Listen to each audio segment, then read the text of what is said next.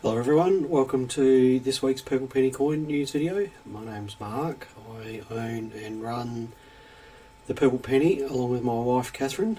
We are in the northern suburbs of Adelaide. We've been here for just over 4 years and we've been doing these videos pretty much weekly all that time. Now I've realised that the video wasn't using the correct microphone because last week it wasn't switching off when I was coughing. So I do have the correct microphone switched on today. If there's any problem with the sound, please do let me know, and I do apologise in advance for any technical difficulties if we have any. So this week in the shop was extremely busy. I'm not quite sure why, but we had a lot of people bringing things in to sell, which is great.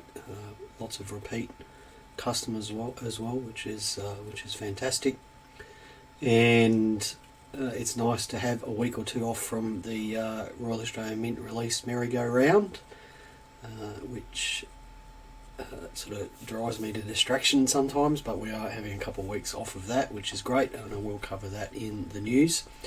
So let's just say a few hellos to people here first. Hello Mike, Justin, Peter, Antonius, Greg, Gwen, Petra, Michelle, Wendy, Peter, Adam, Tanya, Glenn, Charles, Nelson, and Catherine is watching. Catherine is outside there doing her thing as she usually does on Mondays when she's not joining in on the videos. Right, so let's jump into the news. So first one is a bit of shameless self-promotion. I'm going to do the push-up challenge again this year. It runs from June 1st to June the 23rd, and it's run by the Push for Better Foundation, and the money raised is donated to mental health charities. So I have to do 3,124 push-ups between the 1st and the 23rd of June. 3,124, I believe, is the number of Australians who unfortunately committed suicide the year before last. The funds raised are donated to Lifeline and Movember and to the Push for Better Foundation itself. So you can use that QR code there and the URL at the bottom of that slide. There's also a URL in the post for today's video which you can use. Now, just a bit of due diligence there. The Push for Better Foundation only spends about 3% of their revenue on their employees, and it looks like more than 80% of their money goes directly to charities or to fundraising events. So if you don't want to donate to them directly and you want to cut out the middleman and donate directly to Lifeline and Movember, then please do so. I think it's an important cause. Mental health is a bit of a slight silent problem in Australia, and this is a good opportunity for Australians to come together and raise some money for it, and I get to do some push-ups as well. I did do it last year successfully, and I'm hoping to complete it successfully this year as well. So thank you everyone for the bit of self-promotion there. Now, we heard from the Mint late last week that they are now delaying the June RAM releases, and I don't usually like to give excuses, but the excuse was that they are concentrating on getting their website working with all the new releases and resellers and bots and all that sort of stuff. They did suggest that they would delay them until later in the month in June. We don't know what they are. We'll wait and find out, I guess. As soon as we know anything, we will let you know. Now, you might remember a couple of months ago I talked about a gold Roman coin that set a sales record of about $4 million US, and that Roman coin was found to be stolen and has been returned to the Greek government. Well, another Greek coin sold in Switzerland last week. We think this one has the proper provenance, and it set another world record for an ancient coin, and that was $6 million US for a gold stater, and there it is there. I'm going to attempt to say the name of the city that this came from. Pantisipaium, which was a city that was found in modern day Crimea, which is in the western part of the old USSR, and it was minted 340 BC, around about that time. And what made this coin so desirable is the fact that the style of the coin is beautiful, and for collectors of ancient coins, the style the engraver uses is an important thing. It is in wonderful condition and is without doubt the finest known of that particular type. Interestingly enough, it used to be held by a Russian museum, or should I say a Soviet Russia museum, and Joseph Stalin in the 1930s, to help raise funds for what effectively was a bankrupt government, sold many of the old Russian museum holdings, including this coin. And that was in the mid-1930s. I believe it sold for less than $5,000 in the middle of the 1930s, which is still a lot of money for back then. So a gold Greek coin that has set a world record for an ancient coin there. Now, if you are a collector of world banknotes, then you would have seen De La Rue Banknotes at the bottom of many banknotes from around the world, and they are a company in the UK that prints banknotes, banknote polymer, develops banknote security features. They're actually responsible for printing a little bit more than a third of the world's banknotes, and they're in a bit of financial difficulty at the moment because of a downturn in the demand for banknotes. Now, it's not necessarily because of the reason that you'd think. It's because in 2020, when COVID hit, many central banks around the world did stock up on cash. So they increased their orders for banknotes and put them into storage, and apparently that is something that happens in times of crisis. And now that the crisis is over, those central banks are spending their way through those reserves of cash, and as such, De La Rue is forecasting a pretty significant downturn in banknote sales in the next year or two, and may be encountering a bit of financial difficulty, and certainly their share price has been smashed because of that. Interesting post this week that I saw up in on the Bundaberg Police Facebook page. There are a number of fake hundreds getting around in Bundaberg, and the Queensland Police put together a pretty good slide here with a bunch of useful information on it that explains how to perhaps determine if your banknote, $100 note, is real or not. So I'll just read those out there. What does it feel like? Counterfeit notes may feel much thicker or thinner compared to a genuine banknote. Look for the coat of arms on the window. If you hold the banknote to the light, you should see the Australian coat of arms through the clear window. Look for the star or diamond-shaped patterns that are printed inside a circle on both sides of the notes. Check the window. If the window is clear and cannot be rubbed off, and also the patterns are the same as on genuine banknotes. Feel the dark printing. So the black printing is called intaglio printing, and you should be able to feel that. It actually is three-dimensional. And check the print quality. So we've seen some fake banknotes before, and typically the print quality is pretty poor. It's blurry or pixelated. So do keep an eye out on that. And the other thing to look out for is to look for additional text that's printed on the notes. So a little while ago there were a bunch of $50 and $100 notes getting around that had Chinese characters on them and for promotional purposes only printed on them, but somehow people still were accepting them as real notes. Right, the last bit of news for today is a YouTube video that I watched last week, and this is by Mark Felton Productions, and he is a British historian. He does a bunch of short videos on YouTube, well worth a watch if you're interested in history or military history.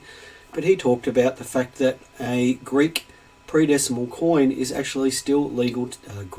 British predecimal coin is still legal tender in the UK. So in 1971, when Britain decimalised their coins, all predecimal coins were still legal tender. That includes florins, shillings, sixpences, and so on and so forth. And in fact, the new coins that were created were the same size and weight as the old coins. So for example, a 5p was the same size and weight as a 6p. A 10p was the same size and weight as a shilling. A 20p was the same size and weight as a florin. Now, over time, Britain has actually reduced the size of their coinage. When they did reduce the size of the coins, for example, when they changed the 20p from a large florin-sized coin to the 5-sided coin that we see today, they actually demonetised the old florins. They did the same with shillings and sixpences and threepences. But what they've actually failed to do is demonetise the double florin. So the double florin was just minted for a few years in the late 19th century. And a double florin has 4 shillings worth of silver in it. And the reason that it was demonetised is because it was deeply unpopular with the British public for a couple of reasons. Firstly, they didn't like the tiny little crown on top of Queen Victoria's head. They thought it made her look quite undignified. And the other reason was that it was very close in size and weight to a crown. So a crown is 5 shillings, this coin was 4 shillings. People got into the habit of passing these 4 shillings off as crowns in an attempt to deliberately underpay for goods and services, especially in pubs. And this coin came to be known as the barmaid's curse, because barmaids would be passed this 4 shilling as a crown and then get docked their wages at the end of the night if they were found to do the same thing. So interestingly, this one has slipped through British legislation according to Mark Felton and is still legal tender. Now, funnily enough, here in Australia there is of course only one Australian made coin that has been demonetised, and that is the Holy Dollar and Dump. So in theory you can still take your silver florins into the bank and turn them in for 20 cents. Not that I would advise doing that, because of course there is much more silver in them than that. Right, so let's have a look at some Facebook comments here. Who have I missed out saying hello to here? Paul, how you going? Greg, Daz, Tanya, Gloria, Ken, Carolyn, Patrick, Ellie, Claire, Aaron. Thanks for coming to visit this week, Aaron. It's much appreciated. It's good to see you. Alison, Ray, Matt, David Trotter, Byron, and Powell, welcome. So Peter says it's the size of a Jubilee crown. Now, I don't think so. I think the size of the crown, I see what you're saying, yes. The crown on top of the Queen's head is the actual size of the crown that it represents, but the British public didn't like it. They thought it looked ridiculous. Right, today's topic of the day is, now I will just preface this to say that this isn't investment advice. This is just my advice on how to perhaps create a collection that over time holds its value. Now, it's hard to divorce the subject of value in a coin collection, because of course it does hold value. It costs money to purchase it, and when you come time to dispose of it, it still holds value. And I see that as a positive, because there are of course many hobbies where the hobby itself is just a consumer of funds and has no residual value. For example, I build scale models. They have no residual value at all. I'm just spending money on them and wasting my time with them, and it's money that is long gone. Whereas coin collecting, of course, it does hold some value. Now, I don't and never have advocated collecting coins as an investment, because I think it is extremely difficult to be able to successfully get a positive return on coins. So what are some things that you can do to perhaps help your collection maintain as much of its initial purchase price as possible, so that when the inevitable comes and it needs to be disposed of, that you can get as much of that money back as you possibly can? So we'll just pop up this slide here. Firstly, be patient and think long term. And by long term, I don't mean a month, and I don't mean 6 months, and I don't mean a year. I mean 10 plus years. The reason why you are thinking long term is that you are perhaps smoothing out any market hype or psychological fluctuations in the market. And of course we are seeing that in the $2 market at the moment. There is no change in the availability of supply of $2 coins, but as we showed last week, the price of those has dropped markedly in the last 6 months, and that is purely psychological. So think about where your collection is going to be in 10 years. So if we were to take, for example, $2 coins or perhaps dollar coins, let's look back 10 years and think about things that were released 10 years ago and see how they have performed in the long term. Now, with regards to mint product, I suggest that you look at it in terms of release price. So for example, if we look at the 2012 Red Poppy and we think about the release price and where it is now, yes, it certainly has gone up in value, but if we look at where it was 5 years ago, then the change in price is probably minimal. Now, what does that suggest to you? It suggests if you're going to think long term with regards to mint product, which of course has no lack of availability of supply, is that you really need to be buying it at release price to maximize your chances of maintaining its value in the long term. If you are to buy it on the secondary market after release, then the chances are that you may not hold as much value as you would like. The second one here is directly suggested by Alan, who came in during the week and talked to me about ancient coins. Educate and research. So the saying in coin collecting is to buy the book before you buy the coin. Don't rush in and purchase things without understanding what it is that you are doing. Don't be swayed by sellers on Facebook or articles in the newspaper or whatever it happens to be. Educate yourself about what it is that you are doing. So, for example, Alan was talking to me about ancient coins, and he'd done a bunch of research on different emperors and things like that, and had made some decisions in terms of what coins he might be interested in. So I then suggested to him that he look at the buying behaviour of ancient coin buyers. What is it that they like? And ancient coin buyers like coins that are well centered, coins that are fully struck up, they're not struck from worn dies, they don't have planchet cracks, that the planchets are regular shapes. So there's all these sorts of things that ancient coin buyers look for.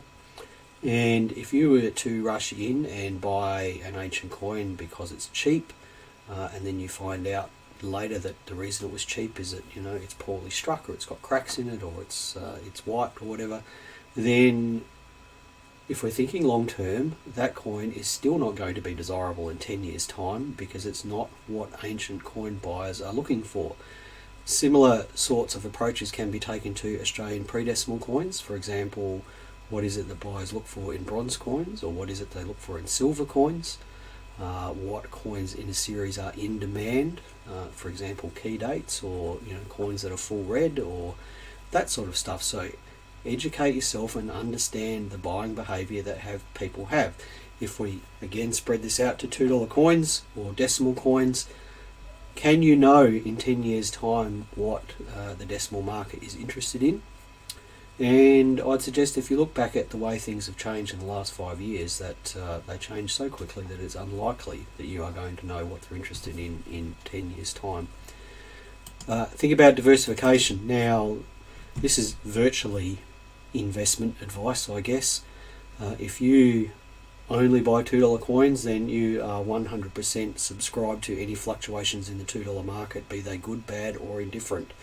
So diversification is the idea that you might buy $2 coins, see mint mark $2 coins at release price, but then also perhaps buy some gold sovereigns or some ancient coins or something like that, so that if the $2 market does crash and burn, then you still have a collection that has other items in it that aren't affected by those sorts of variations in those other sort of more volatile products. So that's what diversification means. Only purchase from reputable sources, dealers with a long history, reputable auction houses, or only buy authenticated coins. I'll be honest with you, I know a lot more than most of you, and sometimes when I'm in a room with other coin dealers, I know a lot less than what they do. And that knowledge is really the difference between being able to perhaps hold your collection's value over time, or losing a lot of money. So you need to buy from people who are pricing things at realistic market prices, so not people who are pushing the latest product at hyperinflated prices, because a lot of the time value over the long term is really dictated by what you initially pay for it. If you overpay from someone who is gouging the market in the first instance, you are much less likely to be able to get that value back in the long term. If you buy from reputable sources, then you are much more likely to get an authentic coin, and that is especially important with ancient coins and predecimal coins. And then the last point there is to only buy authenticated coins. So those are coins that are graded by reputable third parties such as ANAX or PCGS or NGC. Why is that important? Well, it gives you that guarantee of authenticity. It gives you a good indication of the grade, and it makes your coin much more likely to be sold at a higher value when it comes time to dispose of it, simply because people can't use the grade as a bargaining point. What I mean by that, I mean if you were to buy a raw, by raw I mean unauthenticated florin from us, and I was to grade it uncirculated, and then 10 years later you were to take that to another dealer somewhere, he would look at the grade on the purple penny holder and go, well, I don't place any stock in that grade, and I think that coin is extremely fine, and I'm only going to pay you the money for that. Okay, so that is a way that some people endeavour to make money on the buying side. If that florin was graded by PCGS, then it's very difficult for a dealer to argue with that grade, or they'll try to argue with it. So you either don't accept their arguments, or you take it to dealers who accept third-party graded coins as what they are. So, for example, us, Jeff Heidemann, Cockatoo Coins, Drake Sterling Coins, those sorts of dealers that I guess are moving forward and understand that the world is changing, and they're going to pay you more for those graded coins than they will for raw coins. So the last one, and there is one here that I did skip off, I'll do that in the end. So the second to last one is understand grading, and this is a real challenge for people. If you're just buying new mint product, then there is no real reason to understand grading, because it is what it is. If you keep the packaging safe and you keep the coin in the packaging and you don't let it get damp or mouldy or whatever, then you don't need to know the grade. If you're collecting things other than new mint product, then you do need to understand grading, and grading is a common language that collectors and dealers have to be able to describe the condition of an item. And everyone wants the best stuff. Everyone wants the best stuff. They want the stuff that is in the best condition possible, and you will get a premium for things that are in the best condition possible. And being able to pick those items and knowing that they're in the best condition possible and then buy them from other collectors or other dealers is I won't say a guaranteed way of creating value in your collection, but I can tell you it's how Catherine and I funded the Purple Penny, was by picking items that were in the best condition possible and getting a premium for those. So understanding grading is a key skill to have. Now, item 6, which I skipped off the list, is storage. The one thing that is important about your collection to ensure you get as much money as possible for it when you get rid of it is to make sure that when it is stored, it comes out of storage in the same condition that it went away. So if you're collecting mint product, for example, make sure that the boxes don't get crushed, that they don't get damp, that they don't get mouldy. If you're going to store coins in pages, make sure that you use PVC free pages and holders and albums. There's nothing worse than putting a coin away and then looking at it 10 years later and it has changed colour, or it has grown mould, or whatever it happens to be. And that is the one thing that you can control yourself, is you can control how an item is stored and making sure that it comes out of storage the same way that it went in. Right, that's the topic for the day. Let's look at some questions here. There's a few more hellos here first. So hello Chris, Rand, Sandra, Aaron says long term silver and gold. Well, I don't really have an opinion on that one way or another, Aaron. I think depending on where you pick your starting price for silver and gold, they both look good long term. If it was me, it'd probably be gold, simply because it takes up less space, but I can see the appeal of silver as well, so I don't know. Samantha says she loves her silver. Patrick says, how can you tell if an ancient coin is real and not a reproduction? how long is a piece of string, Patrick? Next time you come in, I'll show you some fake ones, all right? And you can see what they look like. Pesto, come here. Hello, this is Pesto. Come here. This is hang on, I'll just change the camera a bit here. Pesto. There's you gonna come up? Pesto is here in the office today. Up, up, up, up, up, up, up. No, he's not going to get up. You can probably just see the top of his head.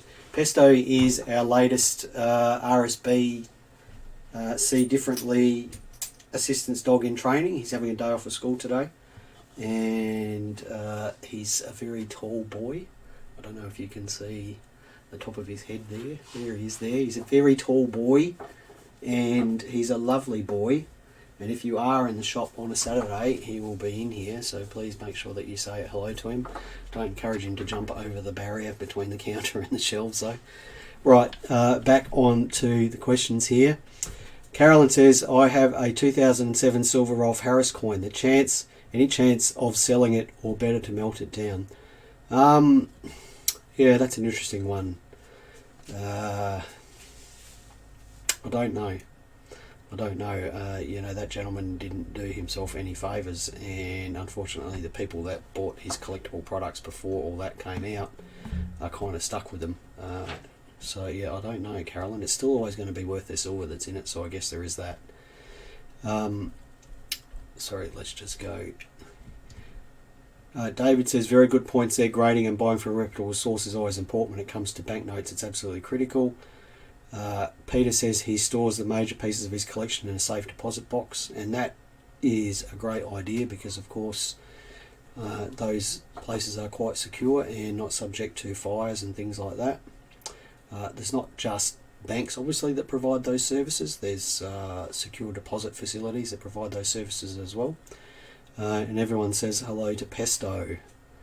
Right, no, he's sitting at the door. He's not really... He doesn't climb on your lap, so he's good that way. Right, that's it for today. Thank you, everyone, for taking part. Thank you to the couple of people who came in during the week because they do watch these videos. And as always, I'm looking for topics for these videos. If you've got anything you'd like me to talk about, please send me a message or an email, Facebook message, give us a call, have a chat. If you see any news during the week that you'd like me to talk about, let me know what that is, and I will certainly do my best. Thanks everyone for watching. Happy collecting. Stay safe, and we'll be back next week. Bye for now.